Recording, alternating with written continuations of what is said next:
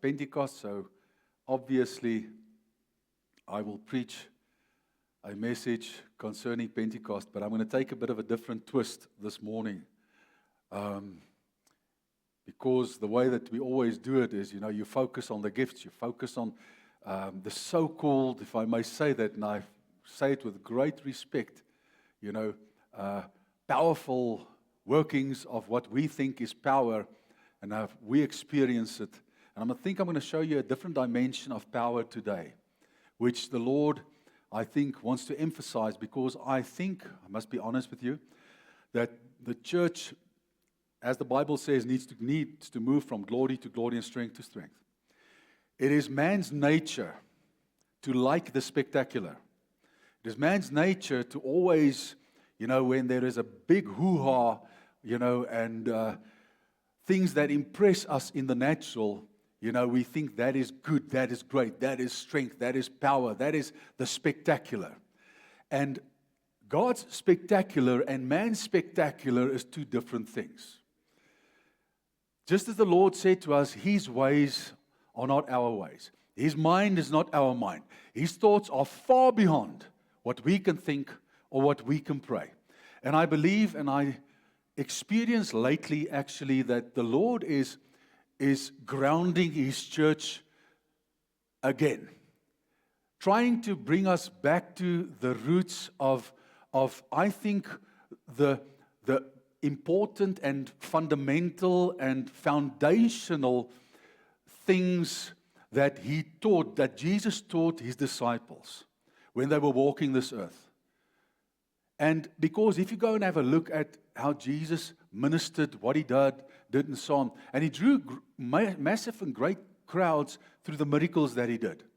But if you go and have a look, if you look at the Sermon on the Mount, for instance, the people, the thousands that He drew, with that sermon, look at what He taught, you will find that the teachings of Jesus was very basic but powerful, okay?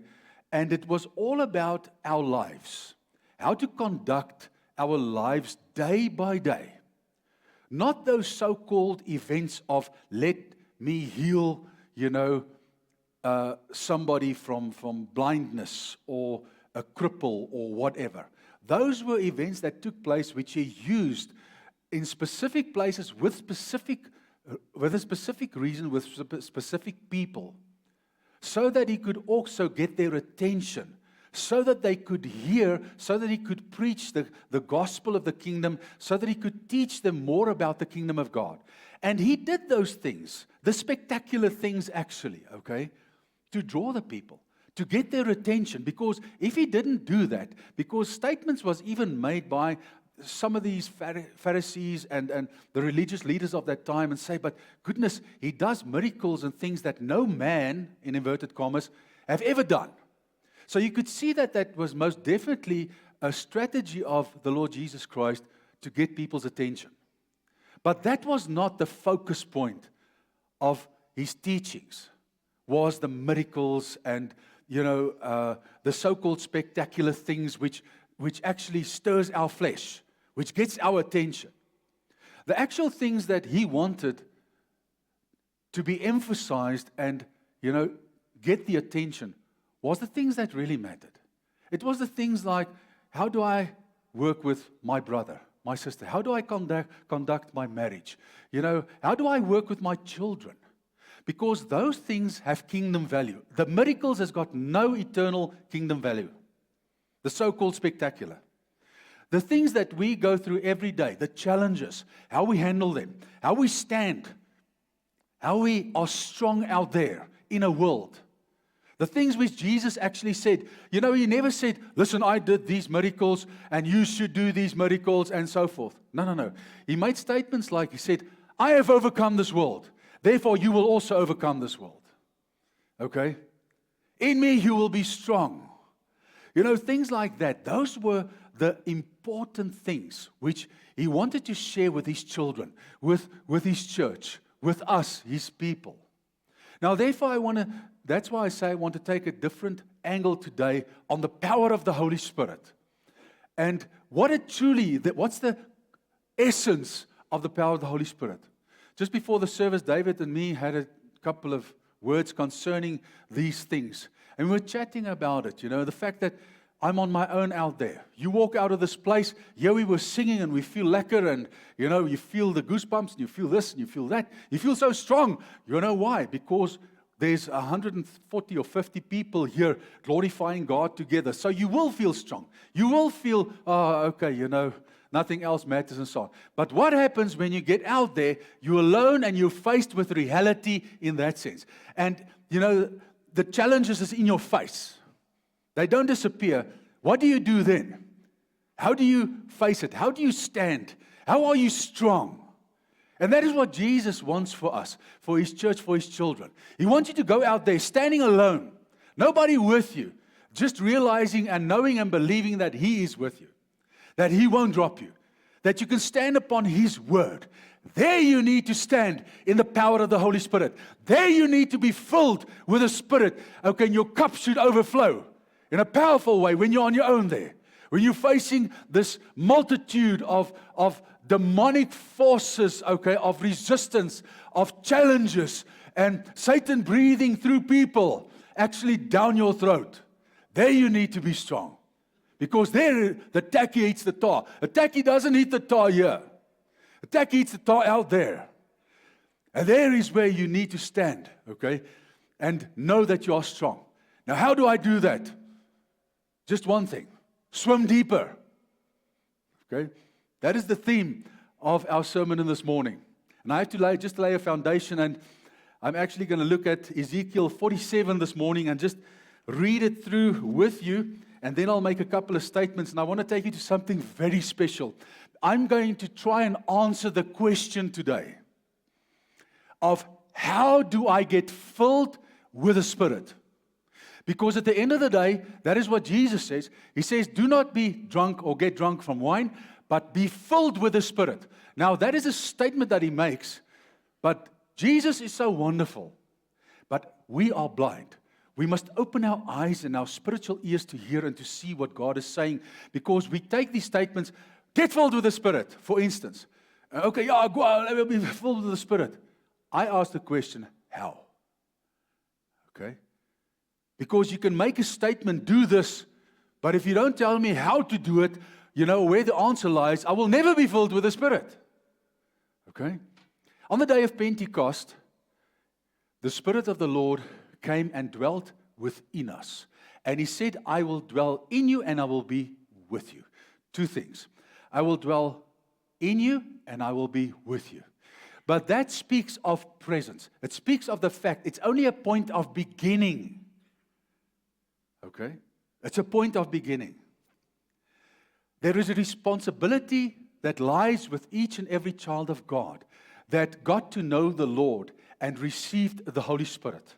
Because when you are truly saved, with salvation, you receive the Spirit. You receive the ability. But it's up to you what you do with that reception. It's like receiving, let's say, a Ferrari. Let's say I park this Ferrari and I bring it to you and say, there's a gift for you. And you do like many people do. You go and park it in a garage and you close it, Uncle Charlie, like we all did in the past, Uncle Charlie had a Ferrari. And you cover it and you protect that, you don't drive that Ferrari, You don't never, it's can't get a scratch. Now and then, every Sunday, I just start it, boom. I just get that feeling, Yes, and I love that feeling. And I love to hear, whoa. It sounds like a baby screaming, wah! Yes. Have you heard that thing? But the problem is, you keep it there under the cover, and you never use it for the purpose it was made.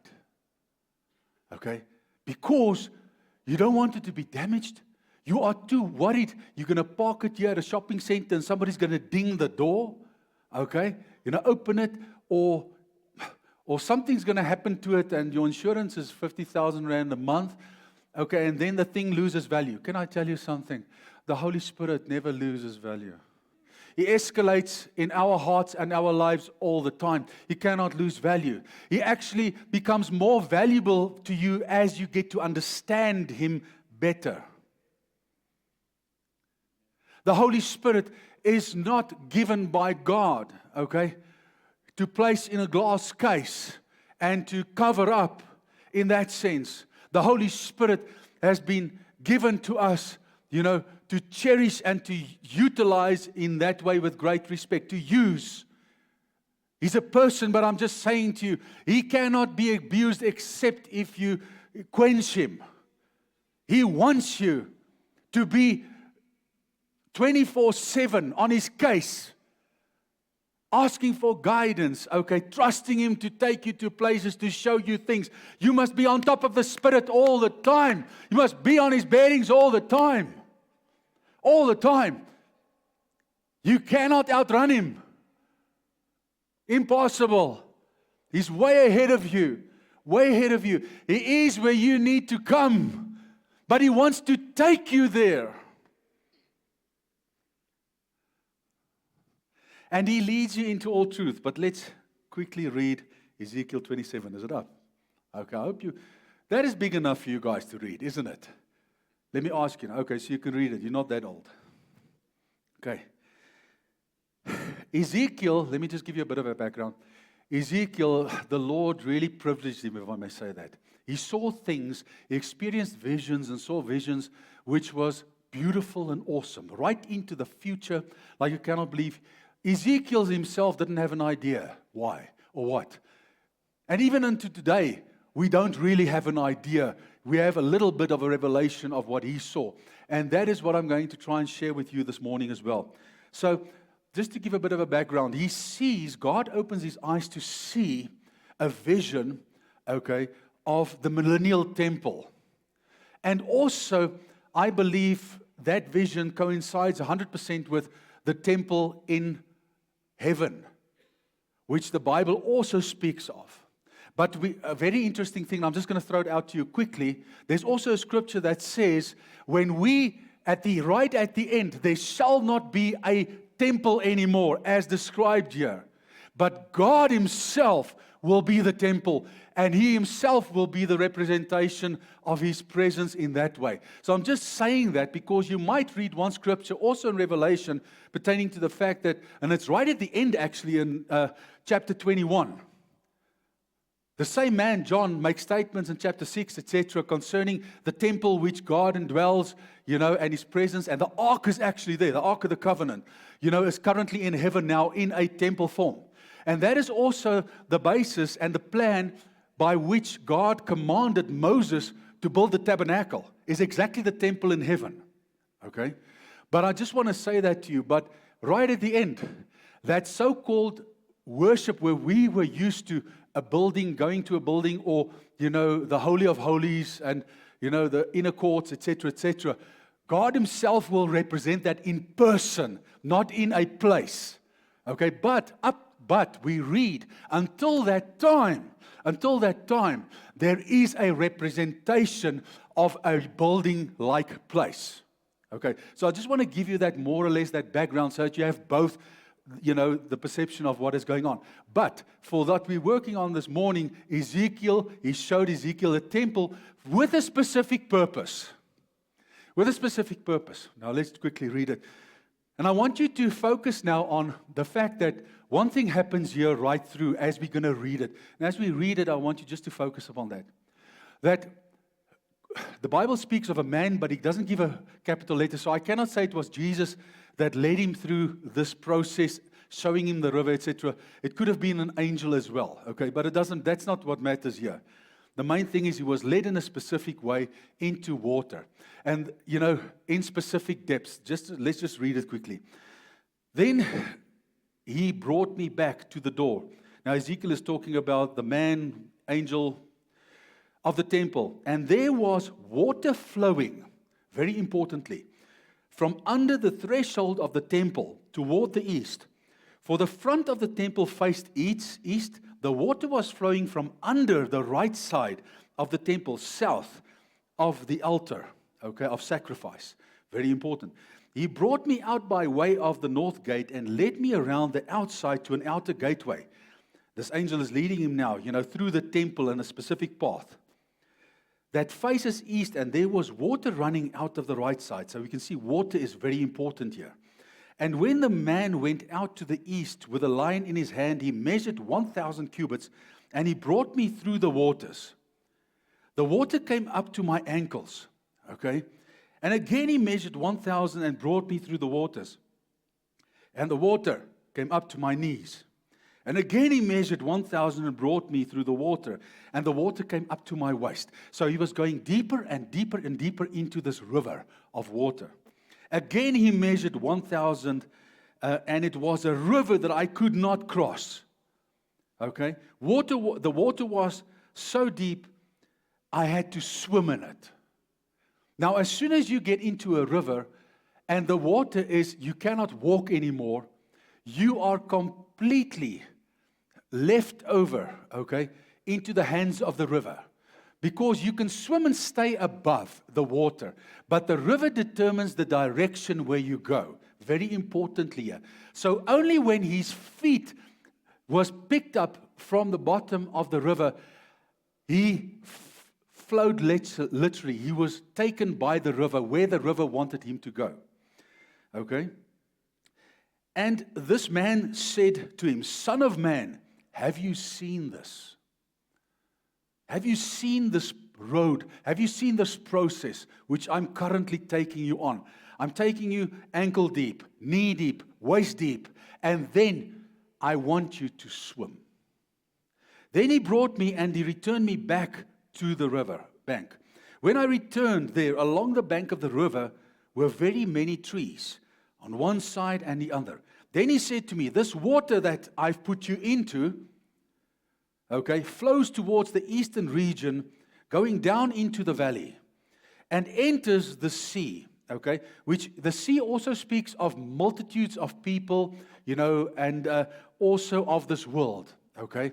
And mostly, when the Word of God speaks of the sea given to us here, He speaks of people in the world, masses of people in the world, okay.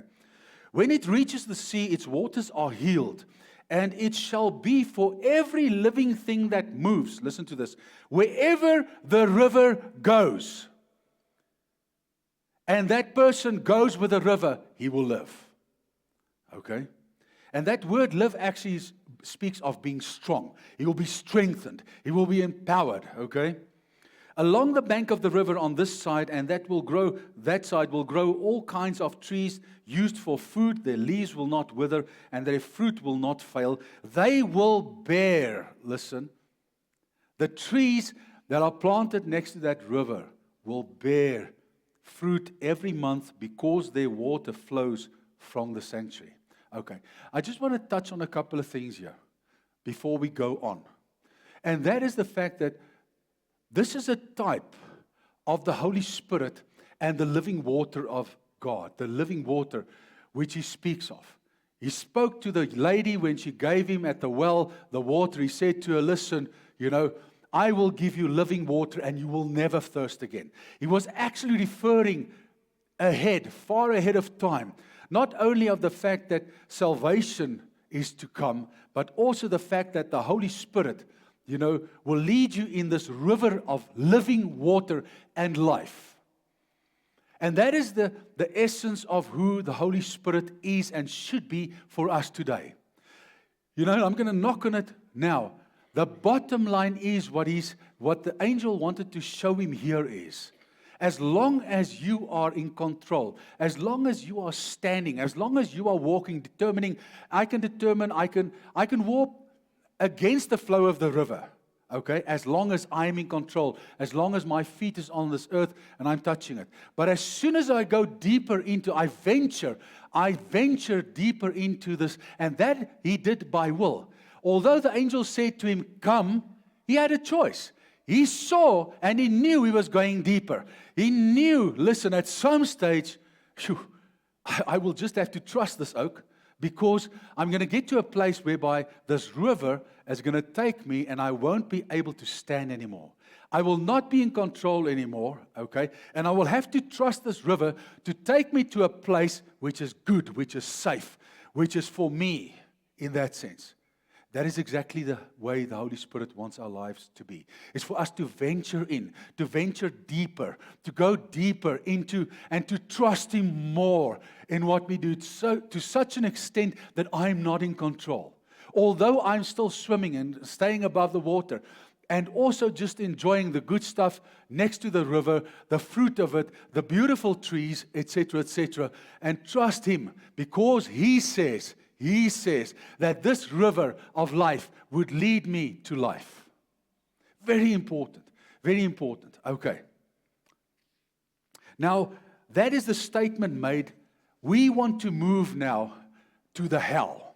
We want to move, what is this in hell? But before we get there, I just want to show you something on my next slide concerning the importance of deep water. The importance of deep water. And Jesus, we look at His teachings and we look at what He did, but sometimes we don't look further than what we actually see with our natural eyes. We need to, when we read the Bible, we need to trust the Spirit of God to take that sword of the Word and show us also the other side of the blade. Because it is most of the times that when you see the other side of the blade, that you start realizing, but my goodness, now the Lord is speaking to me. I'm not just reading what I'm seeing, but I'm seeing the other side of the blade. Because the Bible says that the Word is a blade, and it cuts both ways. So it is our responsibility to actually also trust the Lord and say, Lord, show me the other side of the blade. I want to see the other side of the blade. And if you don't want to see it, you won't see it. But that's why we need to be, focused upon that, to see the other side of the blade. So your prayer should be, Lord, you call that revelation. Okay? You call that supernatural revelation. We need to live by the Spirit of revelation. We need to. I'm not talking about seeing things which is pies in the sky and which we want to see and so on. No. That which God wants to reveal unto you. You need to be open for that. You need to expect that. Because the Spirit that dwells within you is a supernatural Spirit.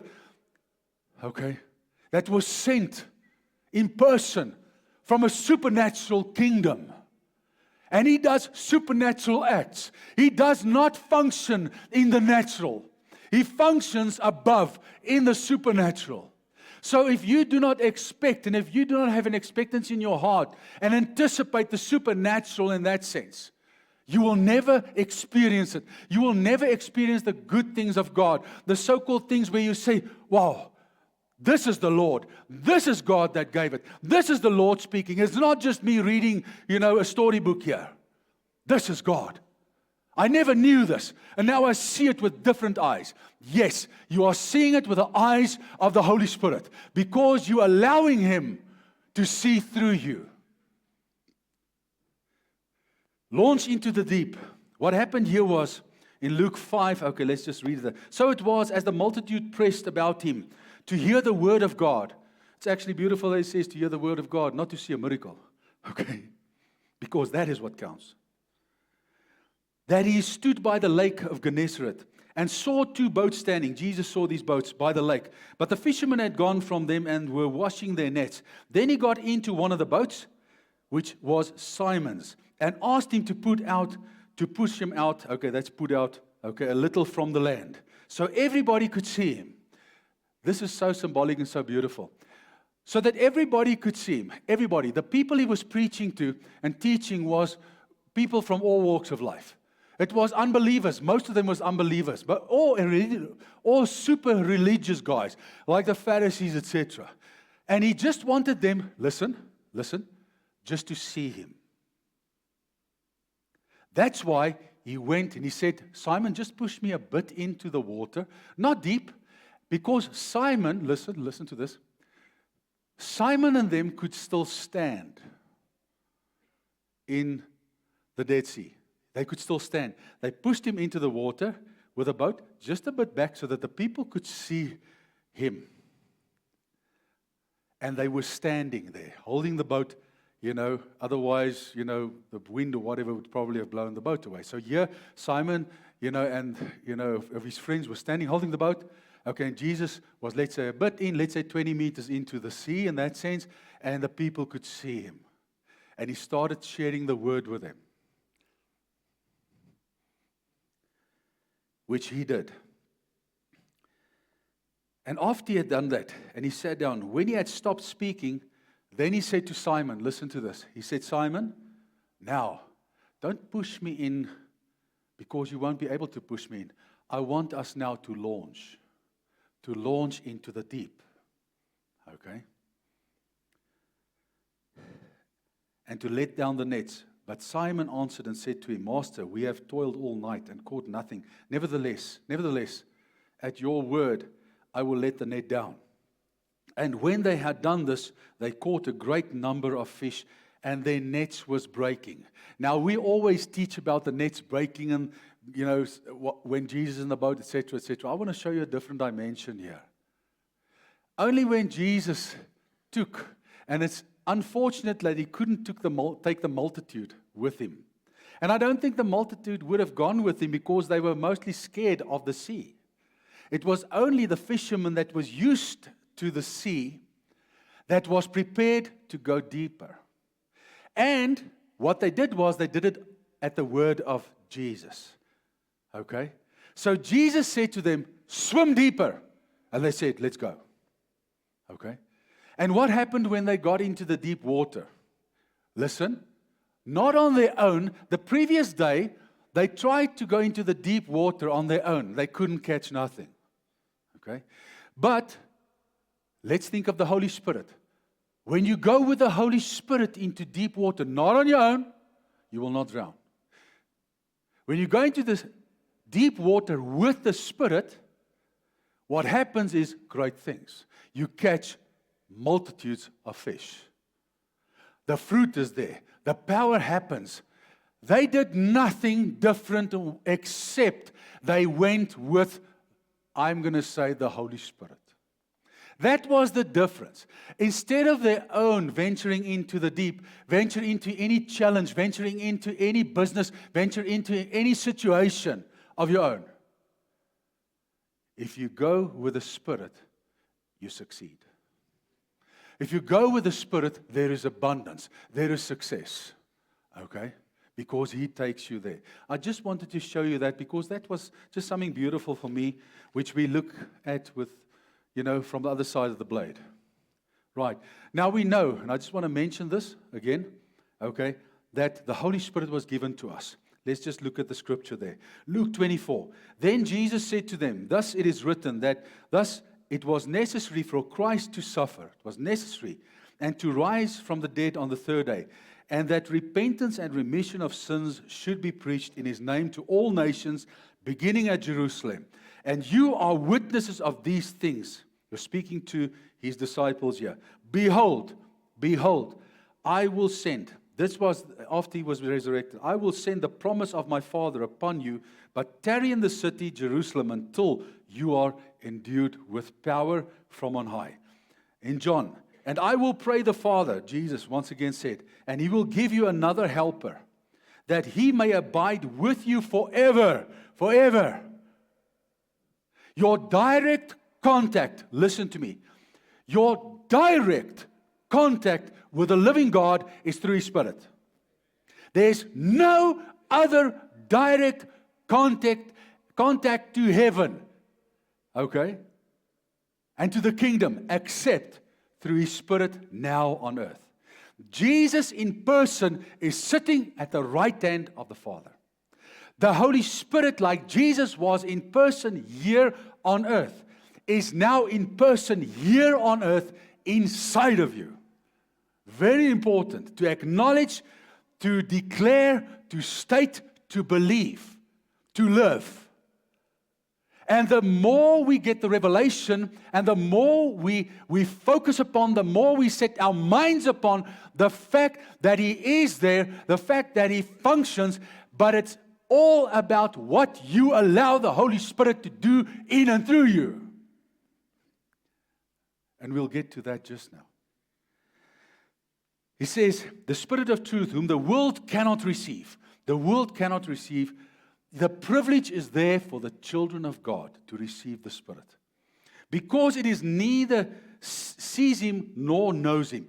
But you know Him, for He dwells with you and He dwells in you. Okay. Maybe I shouldn't say that. Okay. When the day of Pentecost had fully come, they were all with one accord and in one place. And suddenly there came a sound from heaven, like Jesus said, go and wait, as of a rushing mighty wind. Maybe that is why I like the fan, because I get this idea of the wind coming into the room and the mighty wind is, Yeah. So it can be more spiritual than what you think, And it filled the whole house where they were sitting. Then there appeared to them divided tongues as of fire, and the tongue sat upon each and every one of them. And they were all filled, with the Holy Spirit and began to speak with other tongues. I want you to look at one thing, okay? I want you to look at one thing. I'm not a guy, I don't like to try and sound clever, and because believe me, I cannot speak Greek nor the Hebrew, okay? And even my pronunciation of these things are totally cockeye. So I'm acknowledging it. But for the purpose here, I'm just going to show you two words here, okay? That is very important and how they are used. When the Holy Spirit filled them the first time there, the word there is Plato, which was used, which speaks of a measure of influence. The Holy Spirit filled those who were there united with, listen, Plato means measure of, okay? A measure of influence. So they were filled with one Spirit. Yes, the Spirit came, lived in them. I want to go back to the Ferrari. Okay. The measure that they received compared to the Ferrari scenario in the garage, parked there. Now I decide only on Sundays, I will take off the cover and I will take it for a spin, Uncle Charlie. Okay? Not too far, because you know what? I don't want stone chips. Been there, done that. Not a Ferrari, but also a fancy car. I don't want stone chips, too many stone chips on my bumper, or so on, because the value is, it's a Ferrari. So what happens here is they filled with the Holy Spirit, they received the Holy Spirit, the Ferrari, but they only use it, or they only receive the measure. Okay? It's for you to decide, are you going to drive it every day? You're going to utilize it, you're going to enjoy it, okay, all the time. You're going to enjoy that speed every day. Every day you're going to get that acceleration. Every day you're going to get that feeling, Chris. Jy weet mos daai feeling. Jy weet die G's wat jy druk. G's just push you to the back, okay? And you feel that, oh man, okay? So Plato means measure of. Okay? Although you received the Spirit, the ability working inside of you was a measure of Him. Because once again, He does not want to push Himself and force Himself upon anybody. That is the Lord that we serve. He wants you to want. He wants you to drive that Ferrari. He wants you to take it out every day. He wants you to utilize it every day, to enjoy it every day. He wants you to experience not only the speed, but also the handling. And the fact that how far you can go with it, how fast you can go and how far you can go. And how quick you can be around the track. I know it's a very worldly, unspiritual, way of explaining it, but you understand that. Okay? Believe me, if there was Ferraris in Jesus' day, He also would have probably used it in some way. Okay? As an example. Right, so the word Plato. Now let's go and have a look at the other side of the blade. Are you ready for it? Okay. Now what God wants for you is the following. And that is why I say we're going to take a different approach today to Pentecost, to the Holy Spirit. Okay? And the limitations which does not exist, okay, of the Holy Spirit. There is absolutely no limitation. Nobody, no man have ever pushed the Spirit to, with all due respect, or taken or walked with the Spirit until he said, okay, this is enough, this is all I have. There's no such thing. No such thing. What he wants you, I'm going to make the statement and then we'll look at the word. The Lord wants you to constantly be filled with a greater measure of His Spirit. Is that clear? A greater measure of His Spirit. He has given His Spirit to us, but it's up to us how much of the Holy Spirit do we want to function for us. Listen, for us. You're not doing the Holy Spirit any favor by allowing Him to work through you. It is a privilege for you to know that the living God wants to and can work through you. It is for your good, not for His. So what I'm saying is, it's a privilege. And all of us, and what He wants is He wants you to constantly be filled with more and more of His Spirit. He says it in His Word. Okay? Because He knows that the more you are strengthened by His Spirit, and the more the measure of fulfillment, okay, of potential, of power, of strength, of wisdom, whatever it might be, you receive and you allow the Spirit of God to fill you with, the stronger human being, you will be here on earth when you stand out there alone, facing the world with trials, tribulations, whatever scenario it might be. That is what He wants for you. Because then you overcome. Then you stand in His glory. Then He gets glorified. Because when you stand there and Satan throws anything your way, any influence, any issue, working through any person or what scenario, whatever, and you stand there and you face him, okay, and you stand in faith and you overcome that situation, you overcome that scenario, then God gets glorified. He gets glorified because it is His strength and it's His ability and it's His anointing that did it. Okay. Ephesians, Paul speaks to the Ephesians, writes the following, he says, therefore do not be unwise. That's a powerful statement someone just make. So he says, whatever I'm going to say now, okay, if you don't do this, you are unwise. Is that easy enough? Okay, so let's look at what he says. But understand what the will of the Lord is. Now, many times we say, Lord, let your will be done. We pray this, and we wonder, Lord, what is your will? Let me show you what's the will of God here. It's very clear in the word here, stated. What is the will of God? He says, do not be drunk, that is His will, with wine. He says, but be filled with the Spirit. Now, look at that word there. It's not Plato. It's plerou. Okay? The same word, but taken further. The word plerou means to be totally full or to exceed, to be, the measure is pushed up. Okay?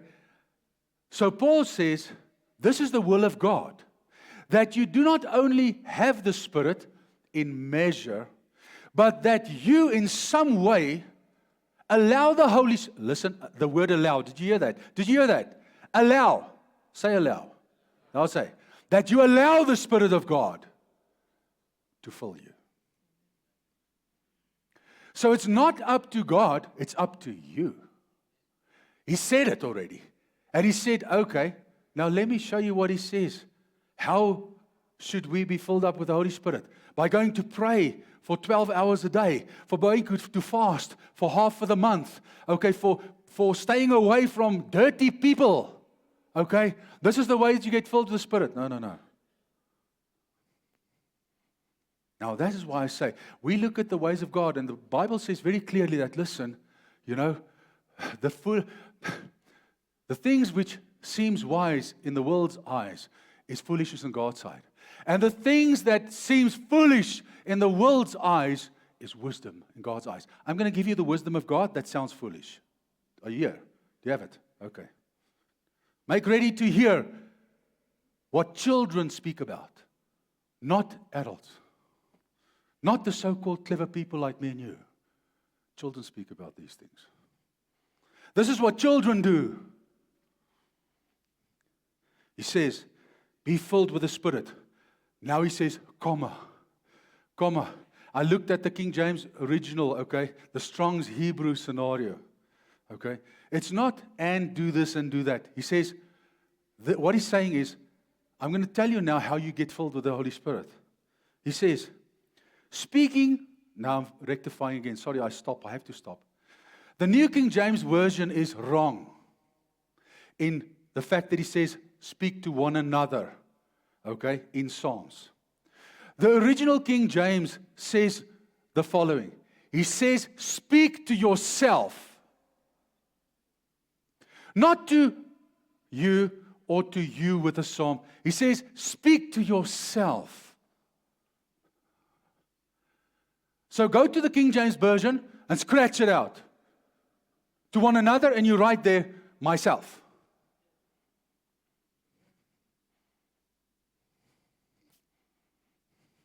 He says, speaking to yourselves in psalms and hymns and spiritual songs, singing and making melody in your heart to the Lord. How on earth, just by the fact that he says there, singing and making melody to the Lord in your heart, how can I make it in your heart, for you?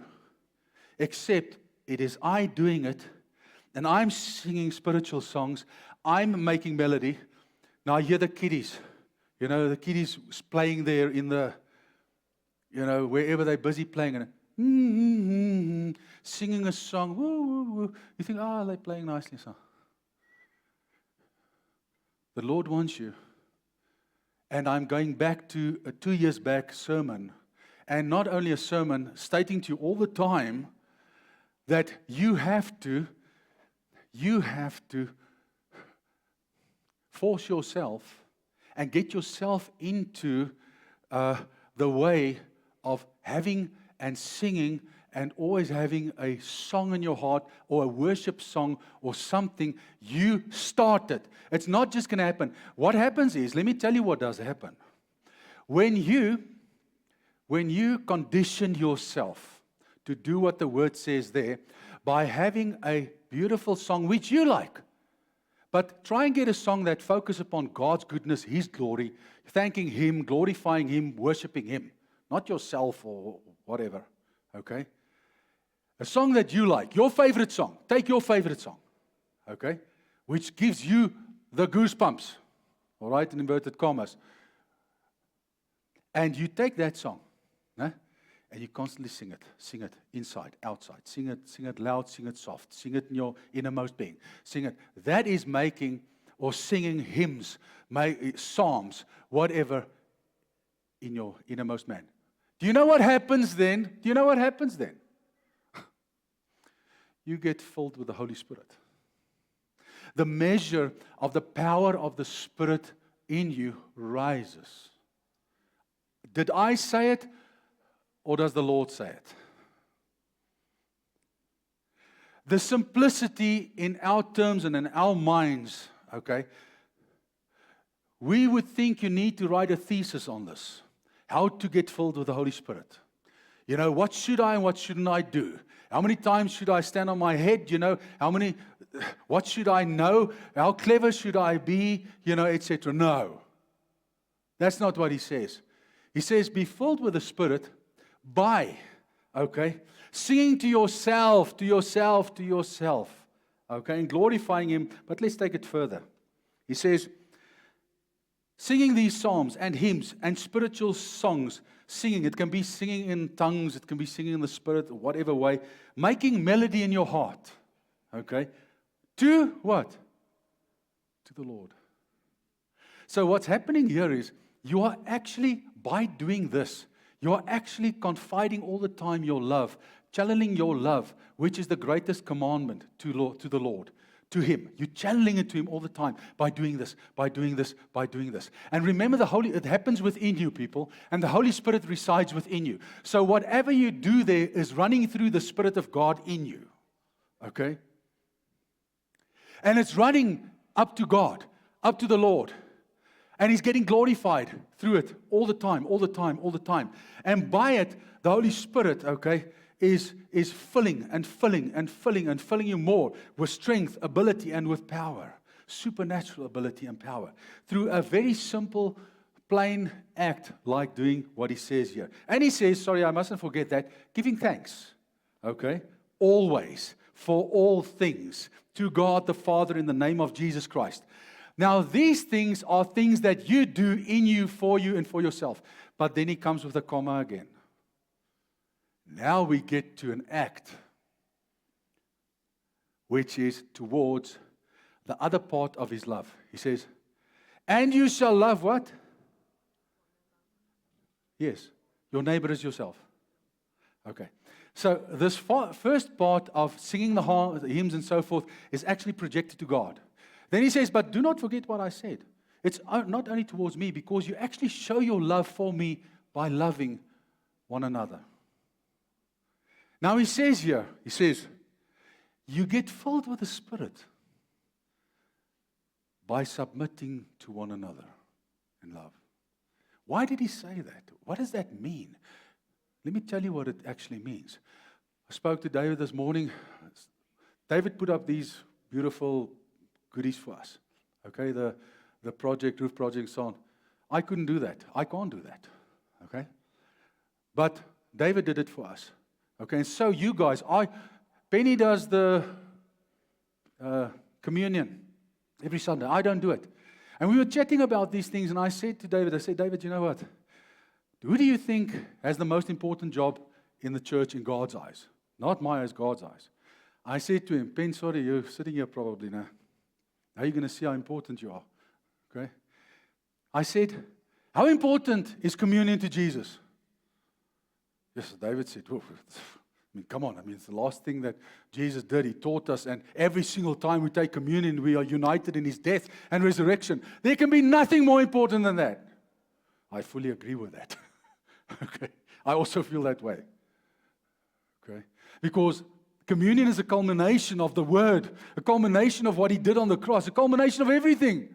So much so that He said He wouldn't take part in it, okay, until we are united with Him as a body. That's how important it is. And I said, well, you know what, David, I just preach here. But Penny, in the morning when she comes here, before anybody else, she fills every single cup that you drink with the blood. I know it's not the blood, but I'm saying it's the representation. She fills every single cup which every single person is touching here today. She's touching every single person here today. She breaks the bread which Jesus broke. I don't even break the bread here when I serve it. Now you tell me that Penny is less important than the pastor preaching the word here. No, she's not. She's just as important. And so also the people that look after our children, so the people that give us coffee, so every usher here doing whatever is necessary. That is what Jesus is trying to say to us here. Submit under each other in love. So I honor Penny. And I see a powerful, important job. Not just, thank you, for doing this. Hey, she works with that table, which is emphasized in that corner there. Do you understand what I'm saying? Some of you don't even know Penny. So what I'm trying to say to you is, that is what He means. Submit under each other in love. Then you'll be filled with the Spirit. So the fact that we honor one another, that we acknowledge one another's gifts, the fact that we rely on one another, the fact that we stand together here, even in this roof project, okay, is a spiritual act, a powerful spiritual act. Because God's purpose is not for the roof to be fixed. God is using the roof as a tool to show unity among us, to show us that we can stand together, to show us that we can achieve great things, okay, in Him if we just unite and stand together with a purpose. That's what he's trying. If we can't even put up a new roof, how on earth are we going to do great things in the Spirit? You tell me. The roof is Mickey Mouse. God's things is important. That's powerful. That takes hearts. That takes commitment. That takes faith. Something money cannot buy. And that is what He wants in and through us. So that is why it's so important for me and for us to take this project and to reach the goal that we have. To build it, to live that which He says there in Genesis. And the Lord said, indeed, the people are one. And they have all one language. They have one united language. And this is what they begin to do. Now, this is what they begin to do, people. The roof is what you begin to do. And now, nothing will be impossible for them. Nothing. Because of unity. Because of thinking the same. Because of operating together in unity. Ask Ruben, he plays rugby. There are teams in this country with the most Springboks in. They last on the log. Why? Because they have a bunch of superstars which thinks everybody can do his own thing. It's through unity that you achieve success. That's how you achieve success. And that is what God wants to show us. So He's utilizing even this roof project to show us. Because He's taking us to a place, and I don't know what that place is. All I know it's good. He's taking us to a place, I believe, a place in the Spirit where we will have great victories, where we will see many successes, many things achieved in this place. People getting saved probably, people getting set free, etc. That will come with us to the kingdom of God one day. So this roof project has got everything to do with salvations. Because if we cannot even unite here, how is one going to set 1,000, 2,000 to flight if we are not one with one another as a congregation? This congregation was at one stage 450 people sitting here.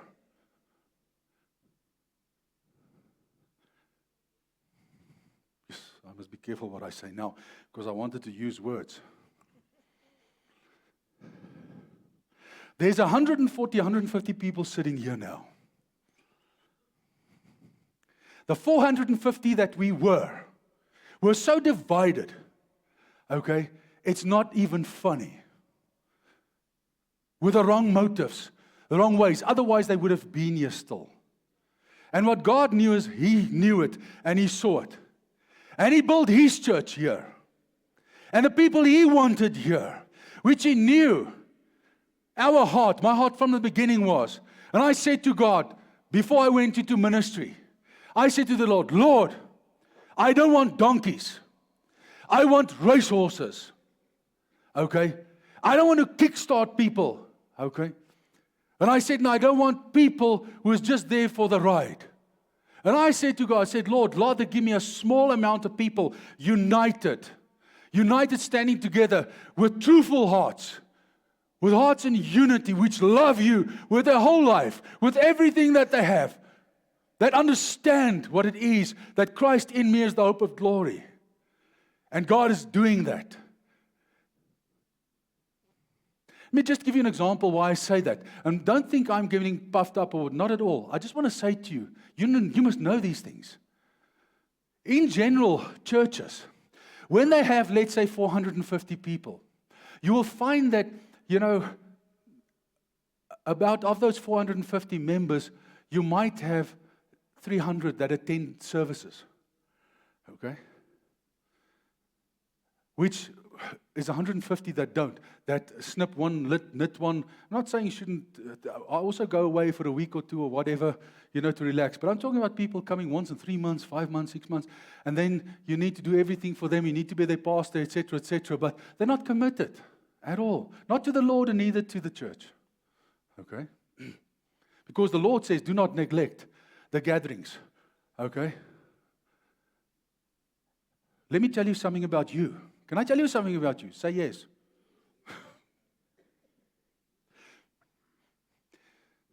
We have about 150 people on our books, okay?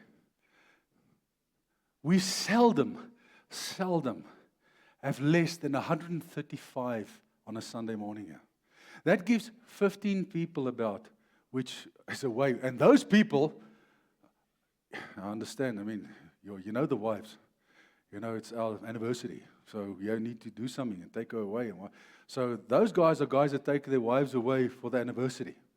Those are not guys that do not want to be a Sunday. Okay, so I'm just trying to explain something to you. Do you understand why I get excited? Why I see the picture? Why I see what God is busy doing? Because even that worldly principle, it's a worldly principle that is not applicable here. God's principles is now applicable here. Okay? That is why I want to say to you, you are special. You don't realize it, but you are special. You're a special bunch of people. You love the Lord. You start understanding what church is, why you are here, why we gather here. You understand it. You know, it's not to get the pastor's going to preach a great sermon. No, it is, I want to gather. I know this is my responsibility, and not only responsibility, your privilege, to at least gather this way once a week. That is who you are. You don't know it. But each and every individual here, if you go and say it to yourself, I mean, I spoke to a guy this morning, he said to me, Jesus, I can't wait to get to church. I just love it here. He didn't say anything, oh, pastor, you know, you preach such a wonderful message, or, you know, I've got a girlfriend here and I want to see her, or something like that. No. Just said, Jesus, I just want to be here. It's lekker here. You know, it's my house, man. You know, and he's here before I get here. Okay, so I'm just saying to you, oh, do you see something? I mean, you have to. So, let's get back to the point here. Bottom line is here, according to the word which Paul is speaking of, to be filled with intent by the Holy Spirit is you deciding to sing spiritual songs, psalms, hymns, whatever it is, to yourself, in yourself. Is that so difficult? I can tell you what is difficult is if you have not done it, to just start conditioning yourself. It's like you ate like in a bad way. You always ate fat foods, you're picking up weight, you're doing this and that, so your lifestyle wasn't good. Now you have to decide for your own health, you need to eat healthier. That challenge for 21 days, usually 21 days, I don't know why, okay, just to break with those bad habits. That is the difficult part, is to condition yourself, because God said, do it. It's going to be for your own benefit. Then you start doing it. And you know, after 21 days, ding, the lights go on in the morning, and all of a sudden, you just listen to me. You hear that song now in you. You hear it. You don't initiate it. That is the Holy Spirit saying to you, son, my daughter, you have passed the test. Now we sing it together. Been there, done that. I'm not speaking foofies. I'm speaking out of experience. That's why I can say it with conviction to you today. Go and try it. Go and try it. And then you know what happens? All of a sudden, God starts revealing Himself to you. Okay? And you start seeing and experiencing things about the Lord which nobody ever taught you, which you never heard. And you see a side of the Lord that He exposes, that He shows of Himself to you, not to the pastor, to you. Because He wants you. He doesn't want the pastor, okay? He wants you.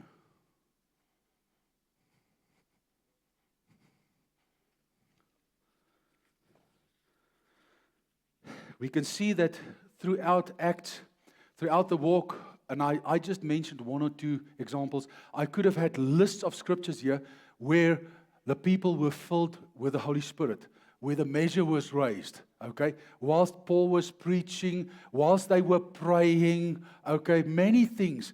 But it all spoke about the principles of God. They were praying. We think the praying part, no.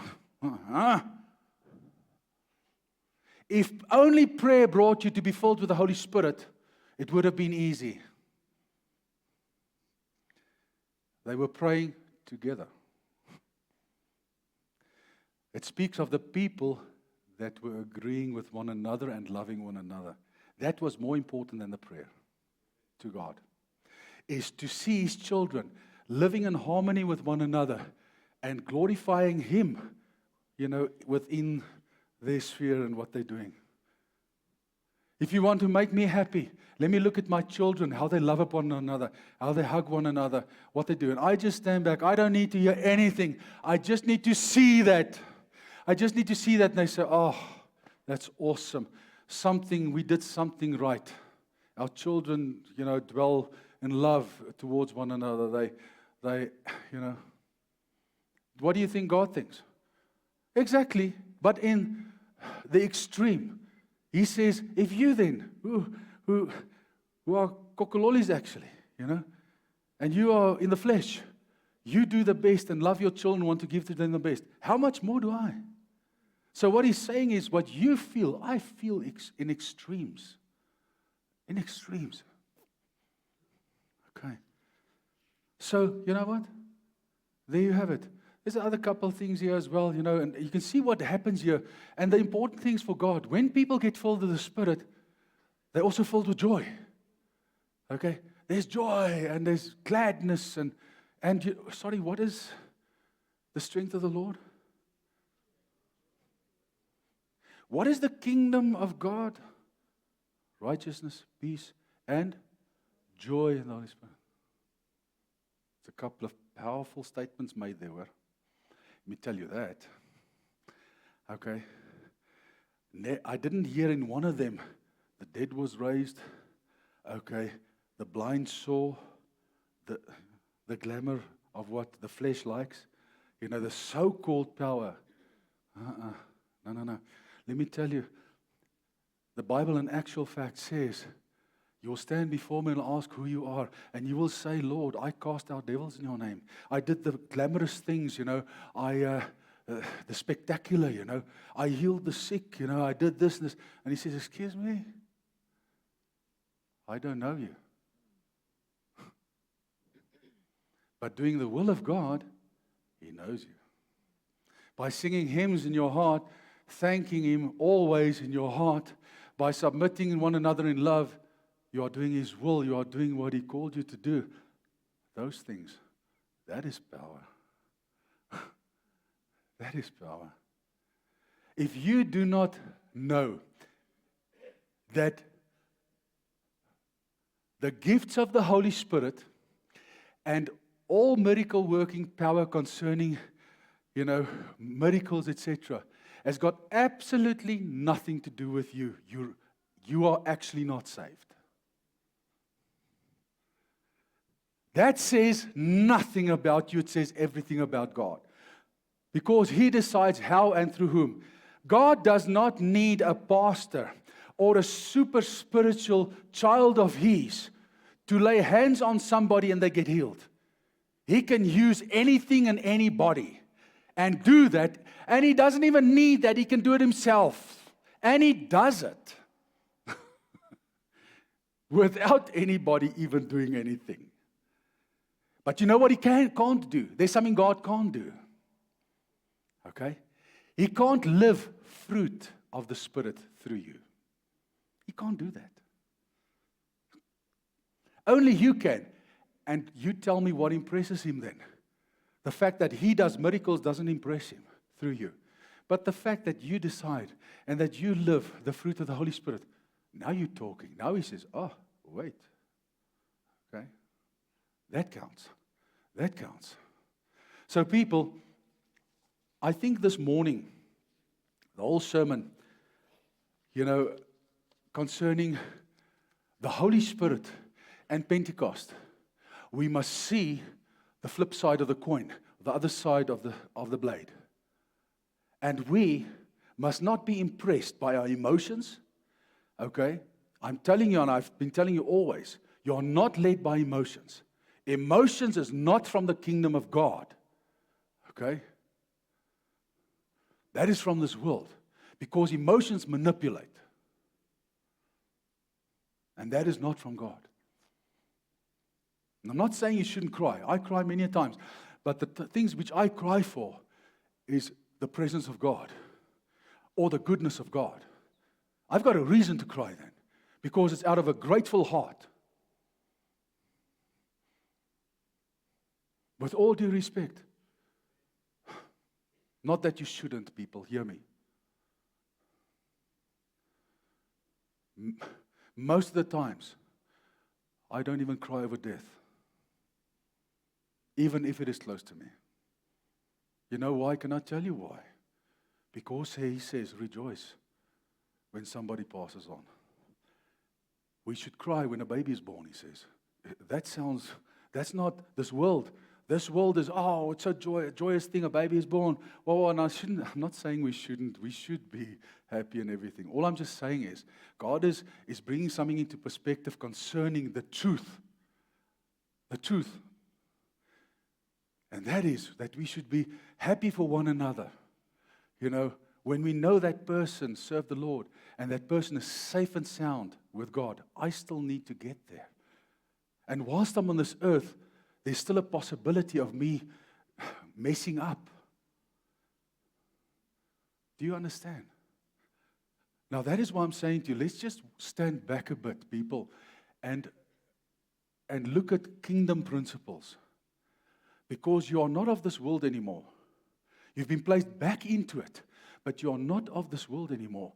And the process that we walk, the road that we walk on this earth now, is a process of getting back to kingdom principles and also getting back in, like I preached last week, into the image of God, which was marred, which the Lord Jesus came to restore, the image and the likeness of God in and through us as His children, which we gave away. I have to say that gave away thousands of years ago through Adam and Eve as mankind.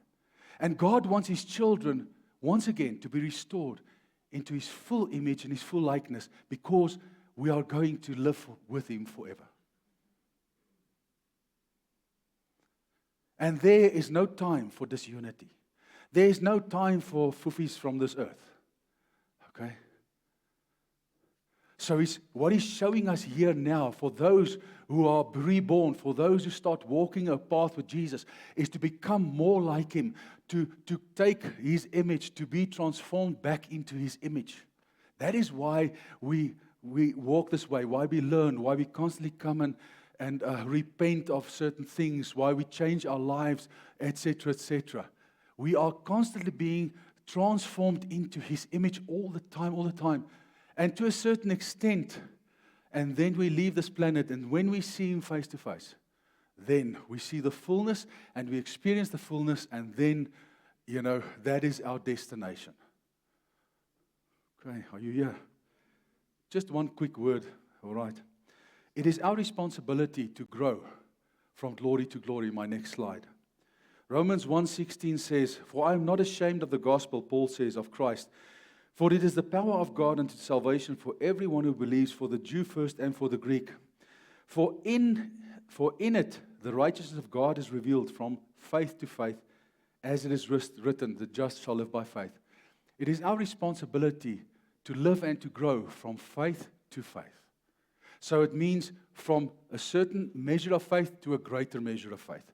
It's your responsibility. That's why it is a good thing to always challenge yourself. If you believe the Lord for something and the Lord helped you to achieve whatever it might have been, it doesn't matter what it is, okay? Or to overcome something. You must actually allow yourself and allow the Lord to take you into a greater challenge to face, because you are growing from faith to a greater faith, okay? And without faith we cannot. Thank you. So it is through faith that we please Him. Do you understand why scriptures like these are so important? Because I also even determined that if you don't believe we can make 550,000 rand through the roof, I don't know what's going to happen if we need 5 million for an outreach, let's say, okay? And we want to do an outreach in the city and it's going to cost us 5 million rand. We can't even believe and trust and work towards 550. How on earth are we going to get to 5 million for God's work? You understand? That's why I said 2 weeks ago, utilize the gift that God has given you, the ability that He's given you, because it's through that gift, through that power, that you will be able to do these things. the favor that you have, the connections that you have, the gift that you have to do something with your hands and to multiply whatever you have. I just want to make this statement here. It's a very important thing I want to say to you here. If we here, and I'm not saying, if we had the cash, I say this, answer this to yourself. If I asked you now, listen, can each and every one of us give 10,000 rand today? If you had it, would you have given it? I've hoped to hear yes. Okay, let's say an ideal scenario, yes. But people, do you have it? No. And I know that. And I don't expect it from you. Okay? Not at all. That's why it's so important, and I just want to throw this in as well. If it was that easy, we would have just taken up an offering and tomorrow we would fix the roof. But we don't have it. Okay? Now we must trust the Lord in faith and use what He has given us to get it. Okay? And that is faith. That is faith. So what I want to say to you today is, just as I can't ask you to give 10,000 bucks each so that we could achieve that goal and just do it, all right? So we cannot expect from one another as well. The money is not in here. It's out there. So Pam and them, they came to me last week and said, listen, Pastor, our gift is what we do. What we're going to do is we're going to have a worship evening, okay? Organize it, and what we do is we're going to ask our people to sell 2 tickets. One person selling 2 tickets. Buying one for yourself, but selling 2 tickets. Okay? And that will help us to get a lekker push for 50,000 rand, more or less, okay? For the roof project, because they're utilizing their gift. Okay? The first thing I said to them, I said, you know what? We can't invite our own people. Because if the money lied with our own people, they can just give it. Why should we have an event like that and go through all the motions? So what I'm trying to say to you is, we need to go and sell tickets to friends out there who might also be Christian, okay, or other churches or whatever, who would love an evening like that, okay? Here with a beautiful choir singing and leading us, and it's not, people mustn't think, Pam, forgive me if I'm wrong, that it's this typical worship service that we have here. There's also a measure of relaxation, and if I may say that, entertainment in it. Okay, it's more a concert, as it is, I'll say. Okay, so it's not just, it's an enjoyable, giving God glory, singing beautiful songs, and so on evening. All I want to say is, we cannot sell those tickets to the people sitting here, because then, like I say, we can just give the money without going through all the motions. So do you understand what I'm trying to say to you? Your gift should be utilized out there. We need to go and find other avenues out there. Otherwise, we could have just paid it. But we can't. Last verse, scripture. 2 Corinthians 3:17. Now the Lord is the Spirit. Lord, just that is all. You can keep me busy for a year with just that statement. The Lord is the Spirit. And where the Spirit of the Lord is, where's the Spirit of the Lord? People, tell me quickly. What did we say just now? With us and in us. So the Lord is with you and in you. Okay? And He says, there is what? Liberty. Okay. But we all with unveiled face, beholding as in a mirror the glory of the Lord, are what? Being. I hope you were all at school. I'm sure you were. The word being is a continuous statement. It's not an act or an event taking place. Being, okay, progressively, okay, transformed into the same image, exactly what I preached last week as well, okay, from glory to glory. Now listen, you are a glory carrier, but you carry a measure of glory. God wants you to carry a greater measure of glory. Because He says, I want you to grow because, sorry, I didn't finish the scripture here because the powerful thing He says after that, being transformed into the same image from glory to glory, just as what? So we are transformed from glory to glory by the Spirit. People, these are incredibly powerful things that the Lord has said this morning in this service. This is life-changing. You can take the word today with a couple of things that He said, it'll keep you busy for a lifetime. Just certain statements that is made here this morning. So it is by the Holy Spirit that we are transformed into the image of God from an existing glory as His child to a greater glory, growing into a greater glory. That is the will of God.